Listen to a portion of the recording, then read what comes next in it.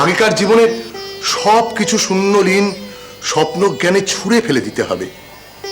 তারপর জাগতিক বাধ্যবাধকতার সমস্ত কিছু চূর্ণ বিচূর্ণ করে সন্ন্যাস গ্রহণের মুহূর্তে ত্যাগ আর অধ্যাত্মপূর্ণ নতুন জীবন শুরু।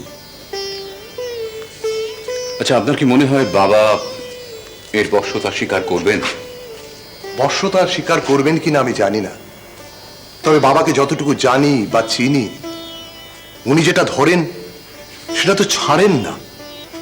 তবে আমাদের দেখতে হবে বাবা এই পথে সিদ্ধি কোথায় কিভাবে পান। কিন্তু তখন কি আমরা আমাদের বাবাকে আমাদের মধ্যে ফিরে পাবো? বাবা কি এখান থেকে চলে যাবেন? না, তেমন কিছু বলেন। তাহলে আপনি কি বলতে চাইছেন? উত্তেজিত হবে না মধু। কৃষ্ণকিশোর বাবু যেটা বলছেন সেটা সম্ভাবনা মাত্র, হতেও তো পারে, আমি অস্বীকার করি না। দেখো, তুমি একটু বোঝার চেষ্টা করো, বেদান্তের পথ হচ্ছে অদ্বৈতবাদের পথ। অদ্বৈতবাদী যারা, তারা নির্গুণ ব্রহ্ম, অর্থাৎ কিনা জগতের যা চূড়ান্ত সৃষ্টির সত্য, একমাত্র তাকেই তারা প্রকৃত সত্য বলে জানে। তার বাইরে তারা মনে করে আর যা কিছু আছে সব ভুল। তারা মনে করে সৃষ্টির অন্য সব উপলব্ধি বা দৃশ্যপট সবই ভ্রম সঞ্জাত। যা কিছু জগতে ছায়াময় তাই অলীক, মিথ্যা। এবং সে কারণেই সগুণ সাকার ঈশ্বর তারা মানে না। এই মন্দির তাদের কাছে ইট পাথরের স্তূপ মাত্র। মা ভবতারিণীর বিগ্রহ, সে বিগ্রহ অলীক, কল্পনা প্রসূত তারা মনে করে। আর এই কারণেই দ্বৈত যে কোনো সাধনার পথের প্রতি তারা অবজ্ঞার হাসি হাসেন। অদ্ভুত ব্যাপার, এই মন্দিরে দাঁড়িয়ে সবকিছুকে অস্বীকার করে পার পেয়ে যাবে? বাবা কিচ্ছু বলবেন না? কি বড় বাবু?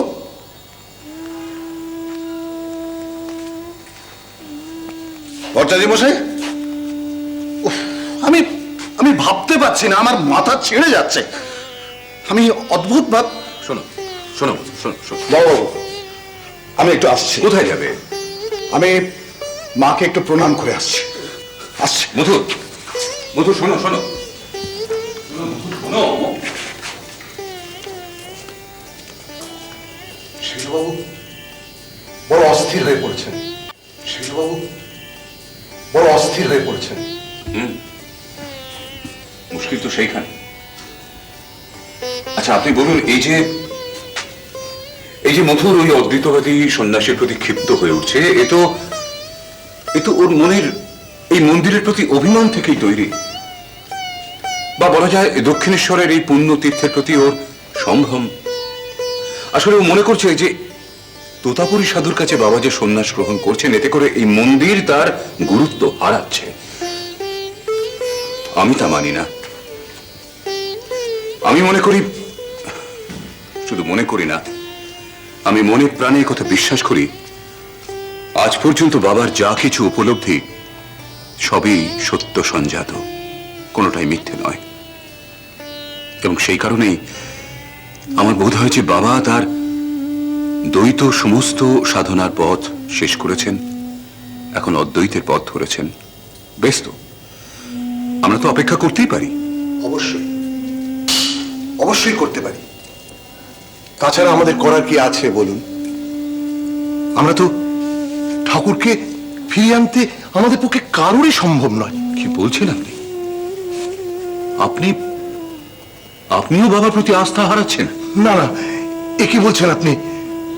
তাহলে নিজের প্রতি হারাচ্ছেন। আমি কিন্তু হারাইনি। আমি একমাত্র বাবাকেই সত্য বলে জানি। দ্বৈত অদ্বৈত আমি বুঝি না, আমি বাবাকে বুঝি।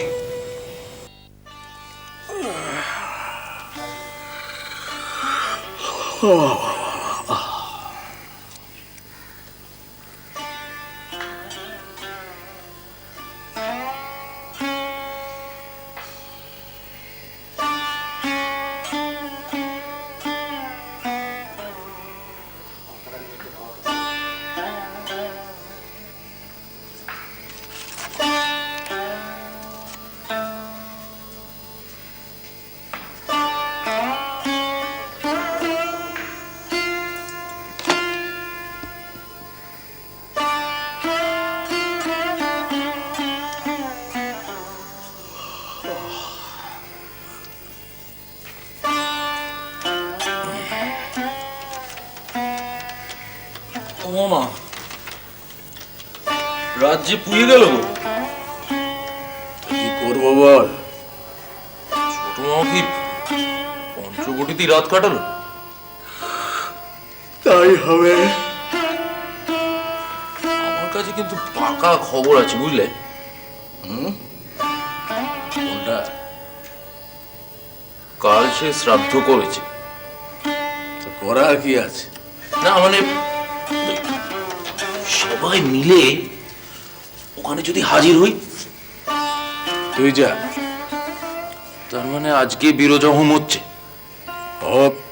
আরে, সবাই এরকম নিষ্ক্রিয় হয়ে গেল কেন? শোন, তোর আমার মতো অনেক স্প্রিয়ার মানুষ ছোট জগন্নাথ হয়ে এখানে রাত কাটিয়ে গেছে, এটা জানিস তো? মানে কেন? কাল গভীর রাতে সেজবাবু, বড়বাবু, কৃষ্ণকিশোর ভট্টাচার্য মশাই,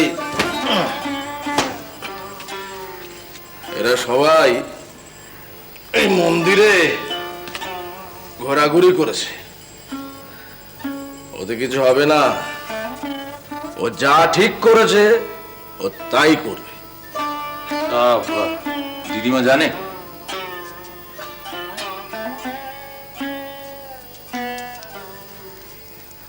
খবরদার চুপ, কিছু জানে না। কি বিষম বিপত্তি বলো দেখি। বুঝি না, এ কেমন বাদন।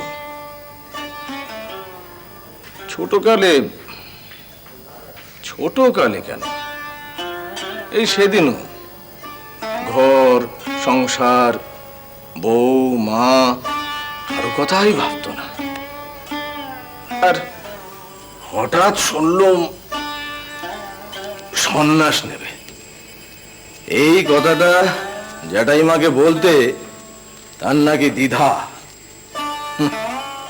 কি নাই, শোক সন্তাপে বুড়ি অনেক কষ্ট পেয়েছে। তোর শিখা সূত্র যোগ্য পবিত কোথায়? ওই হুমায়ুনে আহুতি দিয়েছি। গুরুর কাছে তুই কি পেয়েছিস? আমার পরনের এই কাঁসায় এবং কৌপি। ঠিক, তোর আরো একটা জিনিস পাবার আছে।